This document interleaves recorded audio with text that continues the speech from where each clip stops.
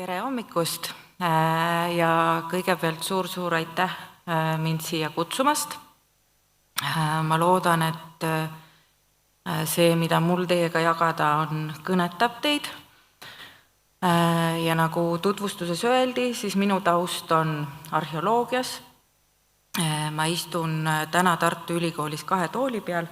Olen arheoloogia kaasprofessor ajaloo ja arheoloogia instituudis ja analüütilise ja füüsikalise keemia teadur Keemia instituudis.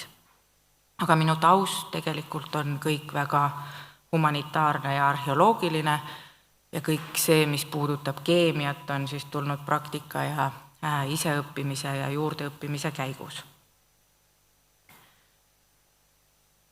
Ja täna ma siis mõtlesin, et ma räägin teile sellest, et kui meil on materiaalne kultuuripärand, kas seda siis uurida või konserveerida või kuidas nende 2 aspektiga meil on.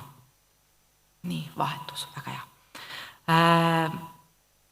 Ja minu tänase ettekande eesmärk on eelkõige keskenduda siis bioloogilistele materjalidele arheoloogia allikana. Ja ma proovin vaadata siis, millised on need sellised uurimisküsimused ja meetodid, mida me täna bioloogiliste materjalide uurimisel rakendada saame. Ja ma püüan seda siis teha läbi teadlase ja konservaatori koostööprisma. Ja loodan, et siis tänase lühikese ülevaate tulemusel on võib-olla meil kõigil natukene selgem arusaam bioloogiliste materjalide uurimisest ja nende seosest siis konserveerimisega. Alustan natukene kaugemalt. Arheoloogias on hetkel käimas nii nimetatud 3. teadusrevolutsioon, mis on tiivustatud vana DNA metoodika ja siis päritolu uuringute võimalikuks saamisest arheoloogiliste objektide kontekstis ja selle tulemusel on siis toimunud väga populaarne sõna COVID-pandeemiast alates on eksponentsiaalne kasv vana DNA ja erinevate biomolekulaarsete analüüside rakendamisest arheoloogilise materjali peal. Ja siin te näete siis ka ühte graafikut sellest, kuidas kõik on kuidagi väike ja seal ei ole neid aastaarve näha, aga et vana DNA uurimused algavad siis 84. aastast ja kuidas siis väga pikalt ei ole meil seal suurt midagi toimunud ja on toimunud siis hüppeline kasv umbes 2010. aastatest ja see jätkub tänapäevani. Ja kaardil te näete siis ka seda, et millised piirkonnad on eelkõige uuritud, et me näeme, siin on Põhja-Ameerika ja Euroopa eelkõige ja suur osa Aafrikat, Lõuna-Ameerikat, aga ka siis Aasiat on tegelikult veel suhteliselt halvasti kaetud nende analüüsidega, aga kogu seda teaduse revolutsiooni või seda arengut veabki siis eelkõige Euroopa oma ülikoolide ja teadusasutustega ja ka Ameerika. Aga see teadusrevolutsioon tähendab seda, et arheoloogilisi objekte üha rohkem proovistatakse ja proovid on küll pisikesed, paarist milligrammist kuni umbes grammini on see, mida reeglina biomolekulaarseteks analüüsideks vajatakse, et sealt infot kätte saada. Ent samas tähendab see siiski seda, et me lõhume seda pärandit selleks, et luua uut teadmist, mis omakorda viib sellise mõtteni, et kultuuripärand, olgu see siis arheoloogiline või siis ka arhitektuurne, ajalooline, nagu te kõik teate, ei ole lõppematu ressurss, vaid see on piiratud ressurss ja seetõttu tuleb väga teadlikult sellega ümber käia. Ja see teadmine, et ka see proovide võtmine lõhub kultuuripärandit, mis ei ole siis, eks ju, igikestev, lõppematu, on siis see koht, kus ma arvan, et ka meil teadlaste ja teil konservaatoritena on suur vastutus teha koostööd selliselt, et see kahju oleks võimalikult väike, aga kasu ühelt poolt nii säilimise, teiselt poolt uue teadmise mõttes oleks siis maksimaalne.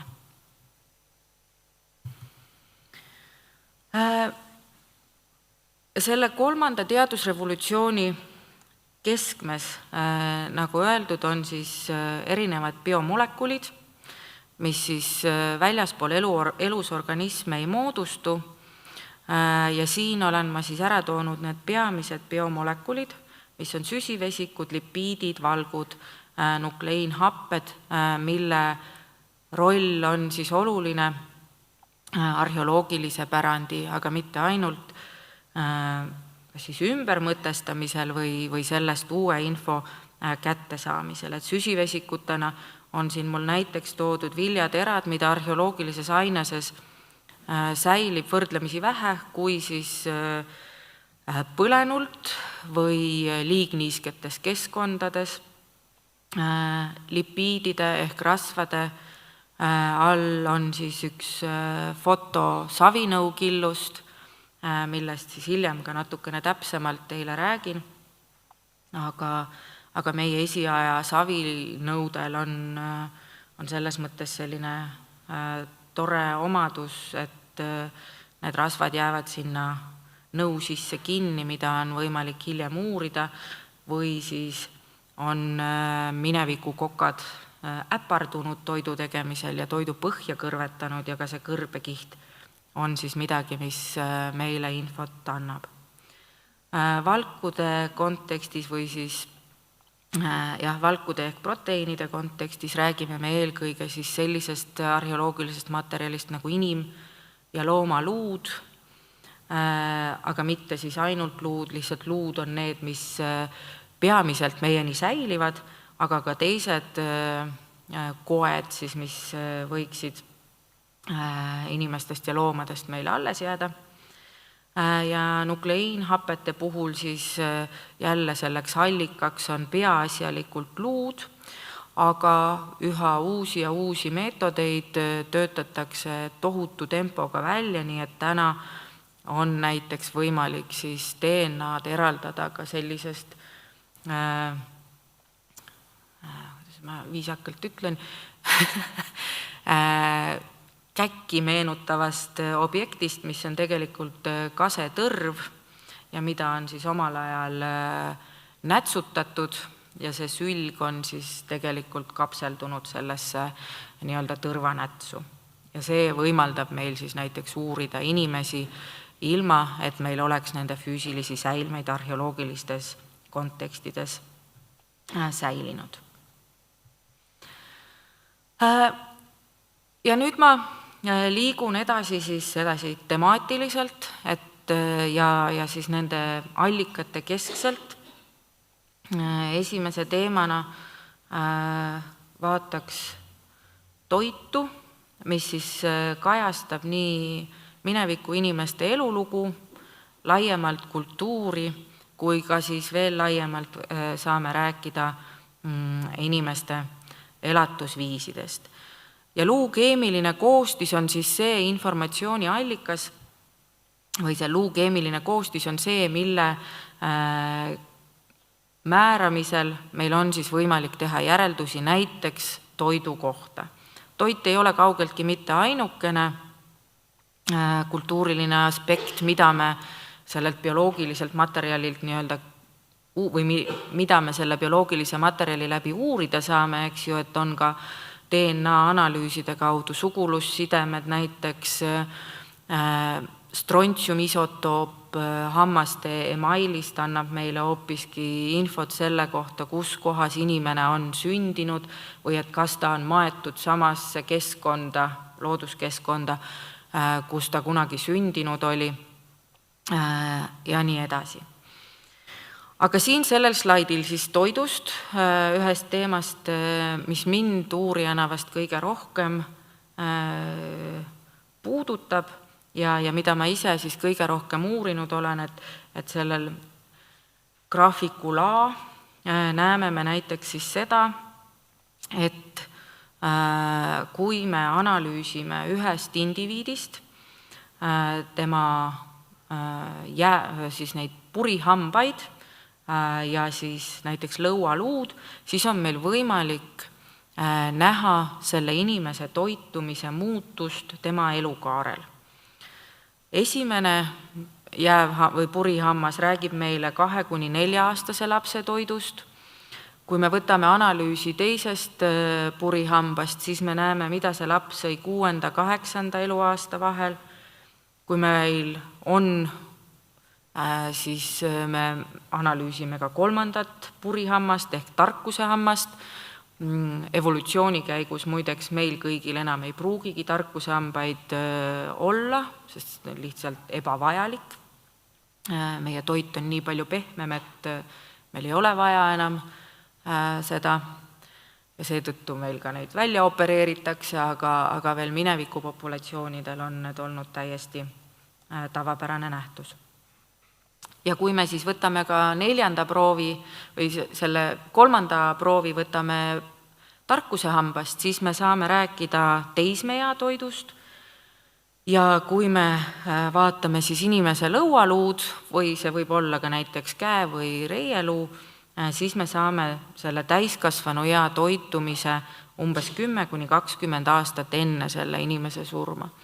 Ehk et siin saavad siis kokku bioloogia, keemia ja kultuur, et kui bioloogia annab meile selle teadmise, et kuidas toimub luu remodelleerimine inimese eluaja jooksul, hammastes seda enam ei toimu, sellepärast nad ongi sellised ajakapslid ja võimaldavad meil lapsepõlve näha, samas kui siis pikkades luudes või siis ka lõualuus toimub see keemilise koostise remodelleerimine kuni siis inimese surmani välja. Ja kultuuriliselt saame me siis vaadata, et kuidas ja kas inimese toit on eluajal muutunud. Huvitava sellise, võib-olla siis mitte nii personaalse, aga kus me saame natukene laiemat gruppi ka vaadata. Näitena on siis siin see joonis B. Ma nüüd ikkagi proovin seda siin. Nii, ei. Aha, jah. Ja siin te näete, siin on hästi halvasti näha selline baasjoon, kus on siis keskaegsete Tartu ja Tartu ümbruse naiste stabiilsete isotoopide väärtused. Ja need kastikesed ja täpikesed, mida te siin näete, on laste stabiilsed isotoopid. Ja siin on oluline siis aru saada sellest lämmastiku toimemehhanismist meie luukoes, ehk et lämmastiku väärtused kasvavad umbes 3 promilli ulatuses iga toiduahela astme võrra. Ehk et kõige madalamad lämmastikuväärtused stabiilsetel isotoopidel on taimedel, siis natukene kõrgemad on herbivooridel, natukene kõrgemad omnivooridel ja karnivooridel siis kõige kõrgemad. Aga siin me ei räägi loomadest, vaid siin on siis joon näitab keskaegsete naiste lämmastikuväärtusi. Ja siin all jälle väga kehvasti on näha, aga siin on laste erinevad vanused ja need kastikesed näitavad siis laste lämmastikuväärtusi. Ja huvitaval kombel on see niimoodi, et kui laps sööb rinnapiima, siis on ta oma ema suhtes karnivoor. Ja see tähendab siis seda, et teatud vanuses laste lämmastiku väärtused on oluliselt kõrgemad kui nende emade omad. Ehk et mida me siin saame siis kultuuriliselt uurida, on see, et millal neid lapsi imetati ja mis ajahetkel on toimunud siis üleminek nii-öelda kogu tavapopulatsiooni toidule. Ja siin me saame siis öelda, et keskaegse Tartu ja Tartu ümbruse laste toit on natukene erinenud, linnalapsed on kõrgemate lämmastikväärtustega, mis näitab ka, et nende emade toit on olnud natukene valgurikkam ja et see nii-öelda rinnapiimalt maha tulemine on toimunud kusagil 2.–3. eluaasta jooksul. Ja 3. pildina olen ma siia ära toonud sellise eriti laia pintslitõmbe, mis on siis Eesti kiviaja inimeste toitumine. Rohelised markeerivad siis sisemaa küttekorilasi, kelle peamine toidus on olnud mageveekaladel ja maismaa loomadel. Sinised ruudud on siis ranniku inimesed, Saaremaa inimesed, kes on peaasjalikult siis olnud hülgekütid ja söönud merekalu, ja siis need oranžid on siin keskel pronksiaegsed inimesed ja natukene ka siis päris varaseid maaviljelejaid, kes siis ei ole enam nii tugevalt seotud selle oma looduskeskkonnaga, vaid kasvatavad juba osa oma toidust ise ja on eelkõige siis toitunud teraviljadest ja koduloomade saadustest. Teine selline huvitav asi, mida siis luukeemiline koostis võimaldab teha, on liigi määramine. Et tavaliselt on siis meil osteoloogid, kas sooarheoloogid või siis inimese osteoloogid, kes siis luumorfoloogia järgi suudavad vahet teha erinevatel loomaliikidel. Aga arheoloogilises materjalis tuleb väga tihti ette seda, et need luutükid on nii pisikesed, et seal ei ole liigile omaseid tunnuseid enam säilinud ja ei ole võimalik teha liigilisi määranguid. Ja siin tuleb siis jälle appi biomolekulaarne arheoloogia ja loodud on selline meetod nagu SOO-EMS, mis on siis eesti keelde tõlgituna sooarheoloogia massispektromeetria abil. Ja võimaldab see siis näiteks muu hulgas teha vahet kitsel ja lambal, et kui te olete tuttavad Eesti varasema arheoloogiakirjandusega, siis te võite sealt lugeda, et meil elutsesid sellised loomad nagu kitslambad, mis selles mõttes ei ole liik, vaid see näitab osteoloogia meetodi piiratust, et ei ole võimalik kitse ja lammast omavahel eristada, aga nüüd massispektromeetriaga on võimalik see eristus teha, nii et me saame öelda, et kas meie esimesed koduloomad olid siin kitsed ja või lambad, mitte enam kitslambad.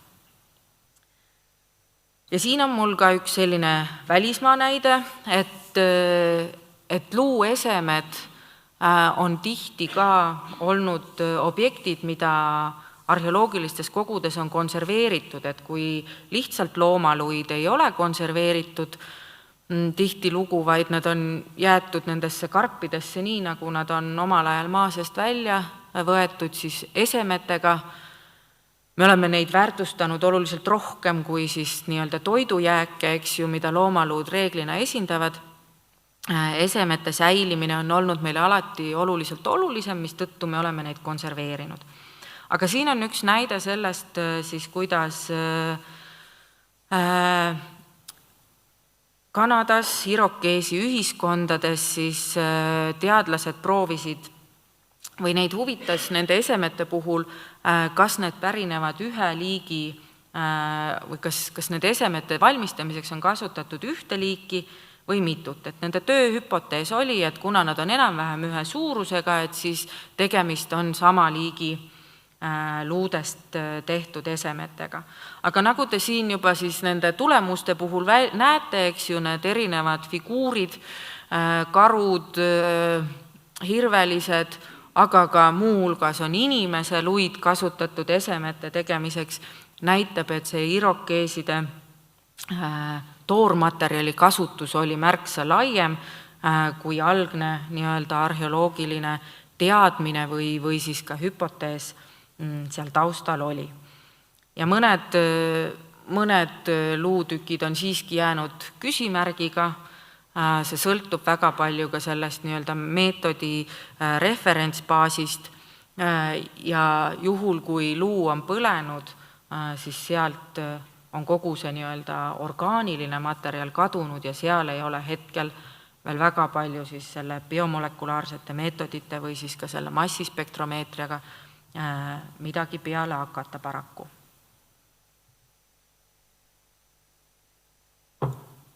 Ja need kõik analüüsid on väga toredad ja neid rakendatakse üha laiemalt ja laiemalt üle maailma, aga siin on mul üks selline näide siis sellest, kuidas konserveerimine võib mõjutada seda teadustulemust. Nagu ma ütlesin, ka meil on olnud tavaks luuesemeid konserveerida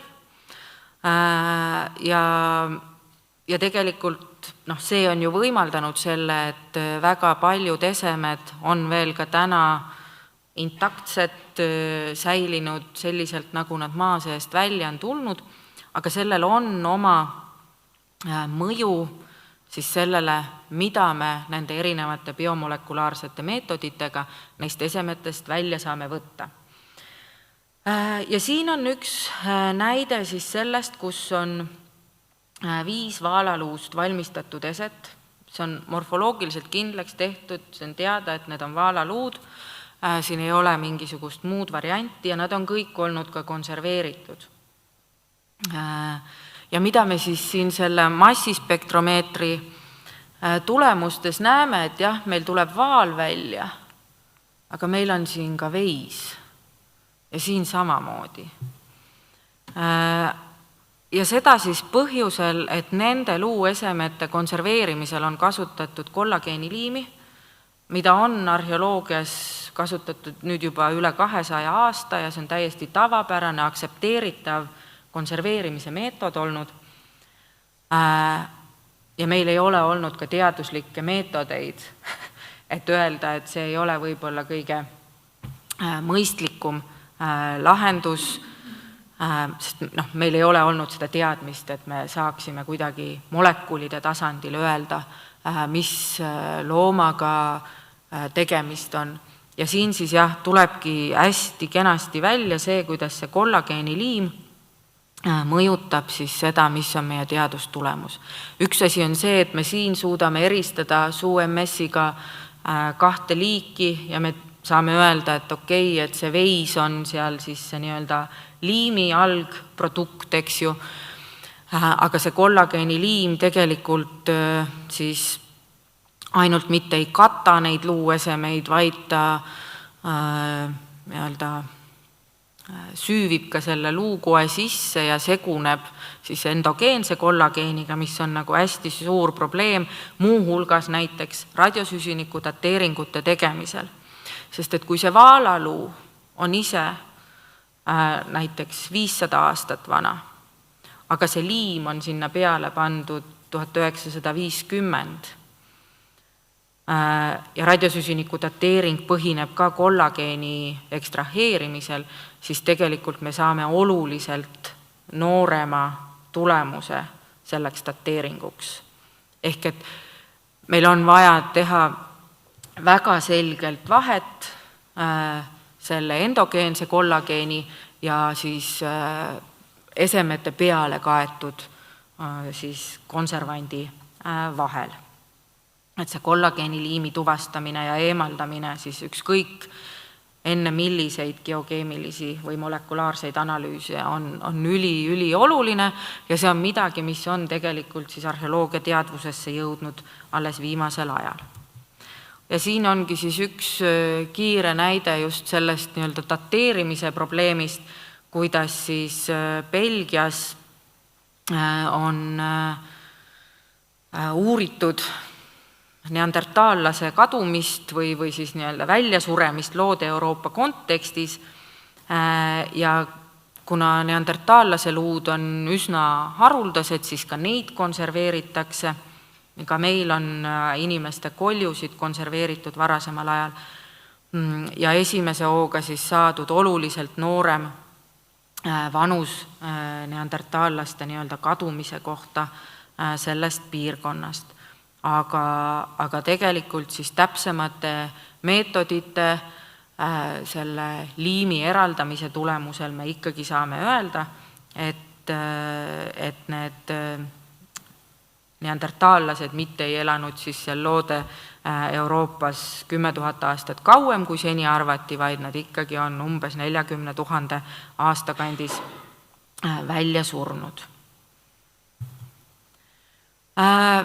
Orgaanilisi jääke uurime me ka ja neid siis kasutatakse erinevate materjalide tuvastamiseks, igasugused tundmatud ollused, et siin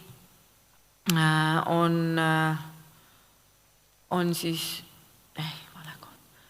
keraamika puhul on see põhiline asi, mida me analüüsime, on keraamikapulber, ehk et me puurime natukene potti ja saame siis sellesse absorbeerunud rasvade kohta midagi öelda.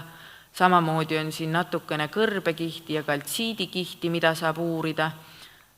Ja samamoodi ka siis hambakivi, mida meil tänapäeval hoolega eemaldatakse, aga minevikus ei ole see nii olnud, luukude, aga siis ka erinevaid selliseid iidseid liimvahendeid või liime, seesama tõrvanäts, mis oli ühel esimestest slaididest, ka selle keemiline koostis on võimalik teha siis kindlaks, et mitte ainult DNA-d eraldada, vaid ka, et milline on selle keemiline koostis olnud. Materjali tuvastamine siis üks aspekt, aga samamoodi toitumine, eks ju, nendest samadest potikildudest me näeme, mis on olnud savinõu sees. Hambakivi samamoodi annab infot selle kohta, mida see inimene on omal ajal söönud. Võimalik on kindlaks teha ka haigusi, tehnoloogiaid, seesama erinevad liimained minevikus, tõrvad, muud kitid, aga ka värvid. Ja tegelikult saame me siis informatsiooni ka keskkonna kohta ja on võimalik analüüse teha pinnasest ning tuvastada siis seda nii-öelda keskkonda kaudselt näiteks savinõude lipiidide põhjal. Ja siin on üks jälle toidukeskne näide, õnneks on hommik ja teil on kõigil just kohvipaus selja taga, nii et vast ei aja korisema kõhtu. Et siin on siis üks näide sellest, kuidas me savinõudest orgaanilisi jääke analüüsinud oleme kasutanud nii kõrbekihte kui siis ka seda savimaatriksit ehk et puurinud nendesse savinõudesse ja vaadanud, milline on nende rasvhapete koostis. Ja siin on üks siis näide Eestist. See on kammkeraamika. Jälle mul on osa graafikust kaduma läinud, aga siin on, te peate mind uskuma, sellised värvilised ellipsid, mis siis markeerivad mageveekalu, sealiha, merekalu, mäletsejate liha ja piimatooteid. Ja siin kammkeraamika kultuurides on meil tegemist jätkuvalt küttide korilastega ja nende toidus on siis peaasjalikult mageveekalad ja sealiha, vähem siis ka mäletsejate ja liha ja merekala. Ja nöörkeraamika on siis siin ja taaskord on need samad ellipsid siin ja need punktid siis markeerivad siin ka samamoodi, markeerivad neid üksikuid nöörkeraamika ja kammkeraamika savinõusid ja mis siis nöörkeraamika puhul hästi põnev on, et siin siis umbes 2500 enne Kristust me näeme, et meie savinõudesse ilmuvad piimatooted.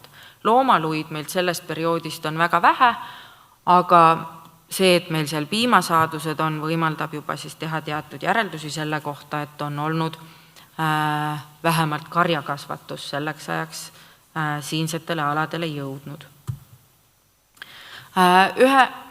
Nii. Ja siis siia alla ilmus veel info selle kohta, et potikildu ei tohi pesta, vaid seda tuleb pintsliga kergelt puhastada, sest vastasel juhul on oht osa sellest teaduslikust infost ära kaotada. Ühe näitena räägin ka puidust, jälle arheoloogiliselt harva esinev materjal, aga tuleb siiski jälle ette, kas siis põlenuna või liigniisketes keskkondades ja siin on mul siis üks 12. sajandi tool Rootsist Sundtakist, kus on siis analüüsitud selle tooli katvust erinevate värvipigmentidega ja siin erinevad analüüsid siis näitavad, et kasutatud on siis punast, valget ja musta pigmenti, erinevad spektri toovad selle punase siin väga kenasti välja, mis jälle näitab, et tool ise ju näeb välja selline suht mitte midagi ütlev värvi mõttes, aga et me saame näha detaile, mida enam võib-olla siis inimsilm nii hästi ei tuvasta.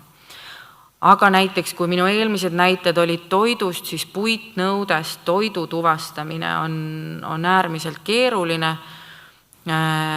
välja arvatud siis juhul, kui sinna tõesti ei ole mingisugune, ma ei tea, ollus või klomp külge jäänud, aga muidu tekib siin seesama sarnane efekt nagu selle kollageeniliimiga, et puit ise on orgaaniline materjal ja siis sealt välja eraldada või aru saada, milline osa on toidu ja milline selle puidu enda maatriks on hetkel veel keeruline.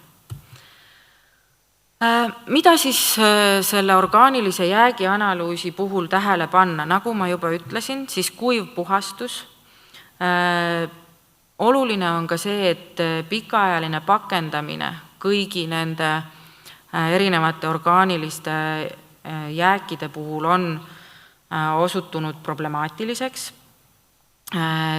Arheoloogid ka nummerdavad oma leide, eks ju, et ka see numeratsioon oleks siis piiratud alal.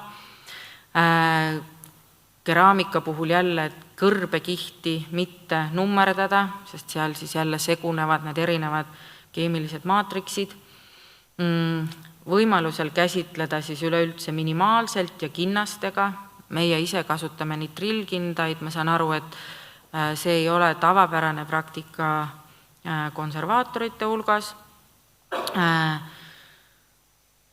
Kreemiseid ja kosmeetikaga käsi, seda tuleb kindlasti vältida ja see ei käi ainult konservaatorite kohta, on ka uuringuid sellest, kuidas viikingiaegsetest savinõudest on leitud palmiõli, mis lõpuks viib tagasi selleni, et kaevamised on olnud suvel, kasutatud on päikesekreemi ja selle päikesekreemise käega katsutud siis potte ja pärast tuleb see siis massispektromeetrist välja, et seal on olnud palmiõli näiteks. Ja kuiv ja pime on siis võimalusel ka külm, on peaaegu alati õiged säilituskohad ja liimimine on ka problemaatiline. Sellised orgaanika looduslikud vaenlased olen ka siia välja toonud, on siis leostumine ja hallitus. Hallitus on ka see, millega konservaatorid tublisti võitlevad. Ja meie kogud on monitooritud, et oleks niiskus piisavalt õigel tasemel. Need samad inimlikud vaenlased, toit välitöödel ja hoidlas või need rasvased käed, päikesekreemid, sigaretid jälle olnud üks väga tavaline või sigaretipakid olnud teatud ajal väga tavaline välitöödel hoiustamise viis, plastpakendamine ja märgpuhastus, konserveerimine ja liimimine. Konserveerimine siin nagu reservatsioonidega. Siin olen ma pannud teile ka lisamaterjale, mis võiksid ehk olla huvipakkuvad. Oleme siis teinud selliseid pisikesi paarileheküljelisi ülevaateid inimsäilmete, loomaluude, taimejäänuste ja nii edasi uurimisest biomolekulaarsel viisil ja eelmine aasta ilmus ka arheoloogia kõrgkooli õpik, mis räägib siis arheoloogilistest materjalidest ja on digitaalselt kättesaadav, annab ka väga hea ülevaate sellest, mis toimub. Ja vastuseks siis minu ettekande algul esitatud küsimusele, et kas uurida või konserveerida, siis tahaksin jõuda siia nii-öelda keskpõrandale kokku, et säilitame selleks, et uurida. Ja kui mina alustasin arheoloogia õpinguid, siis need meetodid, millega ma täna toimetan, ei olnud veel kättesaadavad, nii et selline võimalikult vähene sekkumine bioloogiliste materjalide konserveerimisse võiks olla üks selline põhimõte, mida järgida, et me oleksime valmis või võimalikult hästi valmis selleks, et mis tulevik teadusuuringute raames toob. Ja minu enda kogemusest ma arvan, et hästi oluline märksõna on koostöö, ehk et koos konservaatoriga välja töötada siis strateegia juba kas siis välitöödel või konserveerimise käigus, nagu siin pildil on näha, siis meie instituudi konservaator Kristel Kajak parasjagu puhastab siis pakkkirstus olevat matust ja meie siis oma teadlasrühmaga ingitseme seal kõrval, et vaatame, kus milliseid proove juba võtta, et oleks siis see nii-öelda teadus ja säilitamine tasakaalus. Ja loomulikult alati jääb see küsimus, et kas uurida kohe või hiljem. Taaskord uued biomolekulaarsed analüüsid näitavad, et infokadu biomolekulide mõttes siiski kogus hoidmisel on, ehk et kui vähegi võimalik, siis teha võimalikult palju analüüse vahetult pärast välitöid, sest nii DNA kui ülejäänud biomolekulid jätkavad vaatamata meie püüetele luua stabiilseid tingimusi hoidlates, jätkavad lagunemist ka hoidlates. Nii, aga aitäh, ma loodan, et ma enam-vähem jäin ajaraami.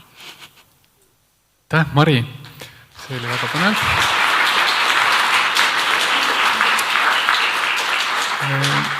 Kas publikul on selle põneva ettekande kohta küsimusi? Tõstke käsi, ma toon mikrofoni.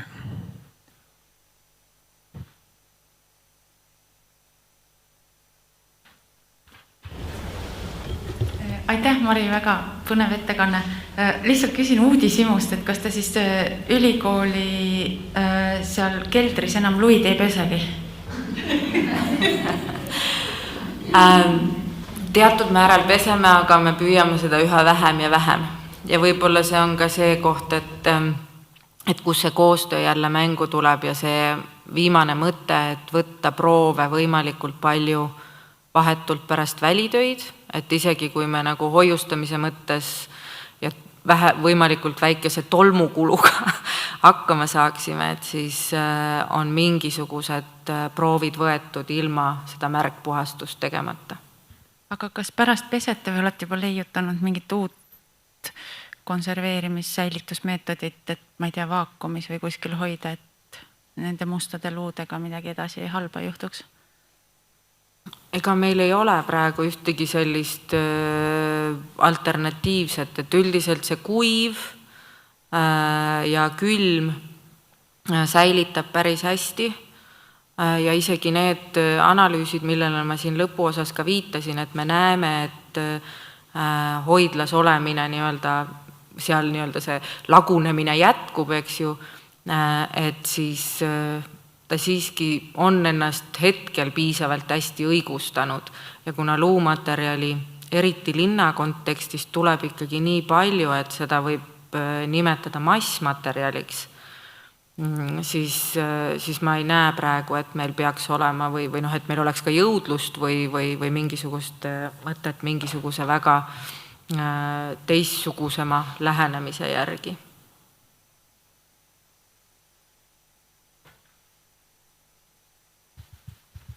Mul on küsimus savinõude kohta, et need on glasuurimata, eks ole, millest te saate neid biomolekule, aga kui on glasuuritud nõu, sellel pole siis saab ka täiesti on võimalik, jah.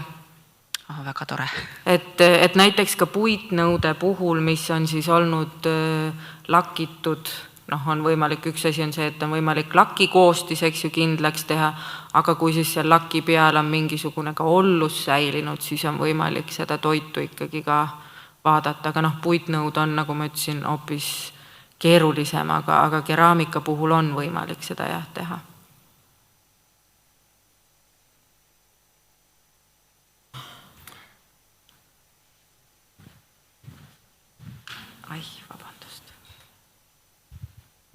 Aitäh toreda ettekande eest. Mul tekkis laki teema juures, et missuguseid lakke siis kasutati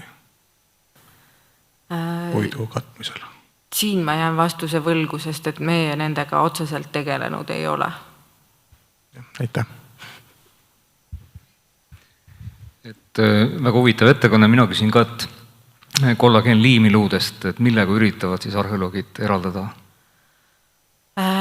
Siin on proovitud seda kätte saada atsetooniga, aga võib-olla nagu parem meetod veel on siis kollageeni nii-öelda lahtipakkimine aminohapeteks ja sealt siis nii-öelda kas dateerida või analüüsida siis just nii-öelda seal on võimalik teha siis vahet, mis on endogeenne ja mis on see lisatud kollageen, eks ju, ja analüüsida siis ainult neid aminohappeid, kus me suudame öelda, et tegemist on selle konkreetse isendi kollageenis leiduvate aminohapetega.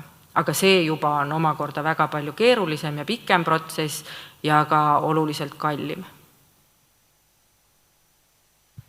Ma küsin ka veel ühe küsimuse, et sa mitu korda mainisid proovide võtmist, aga kuidas te siis nagu otsustate, et kust te võtate ja sa mainisid ka puurimist, et mis see tegelikult tähendab?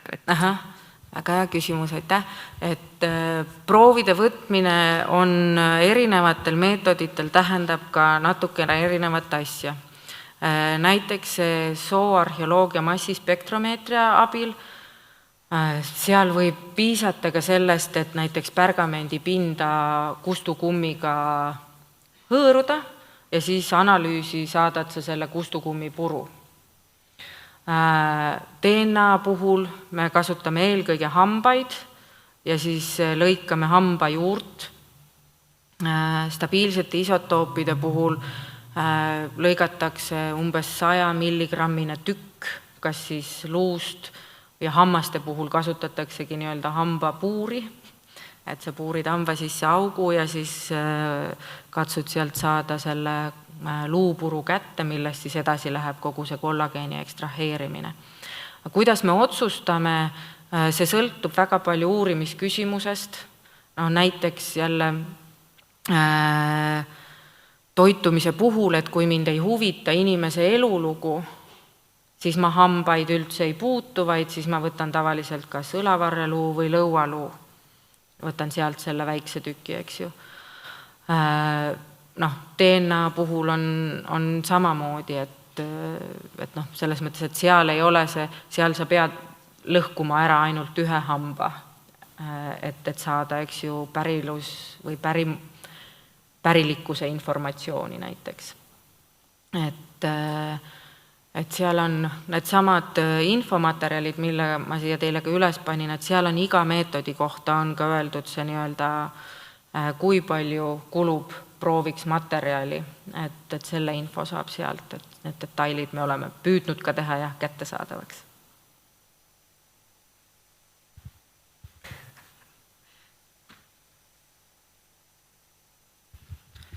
Selle kollageenliimi ja asjade puhul, et olete te märganud ka neid kollageeni defekte, nagu erinevad eelärstanloosid inimestel? Kas sa prooviksid sõnastada uuesti, mis sa mõtled kollageeni defekti all? On olemas selline tüüp geneetilisi haigusi nagu eelärstanloos, mis mõjutavad keha toodetud kollageeni struktuuri. Olete te midagi sellist ka kunagi näinud, kui te olete sa mõtled haigusi, kas me saame ka luude põhjal? See ei ole haigus, või no okei, see on haigus, aga see väljendab sellega, et see kollageen ja sidekude, mida keha toodab, on defektne. Mul kohe praegu ei viska ette ühtegi sellist uuringuid, et erinevaid patoloogiaid ja geenimutatsioone küll on võimalik uurida üha rohkem ka mineviku kontekstis, aga jah, siin ma jään sulle vastuse võlgu, et kas spetsiifiliselt midagi sellist on vaadatud. Aitäh! Mul oli veel üks täiendav küsimus, et ütleme, kui paljudel muuseumitel on sellised tähelepanuta jäänud arheoloogiakogud, mis pärast väljakaevamist on seisnud hoidlas ja kellelgi ei ole väga aega neid kuidagi uurida, et siis kuidas nad teieni jõuavad? Kas on mingisugune projektitaotlus, on teiepoolne initsiatiiv, kuidas see võiks välja näha? Et kuidas uurimismaterjal meie lauale jõuab? Teadlasena see ikkagi käib eelkõige sedasi, et on uurimisküsimus, mille ümber sa kirjutad taotluse ja siis taotluse faasis on alati vaja eks ju ka allikmaterjali, mida sa uurima hakkad. Taotluse faasis sa siis suhtled juba muuseumitega, kus sa tead, et sind huvipakkuvat materjali või sulle huvipakkuvat materjali on. Ja reeglina on muuseumid ja teaduskogud huvitatud nende kogude kasutamisest, aga see ei ole alati nii. Et selles mõttes, et igale poole päris nii-öelda ligi ei saa.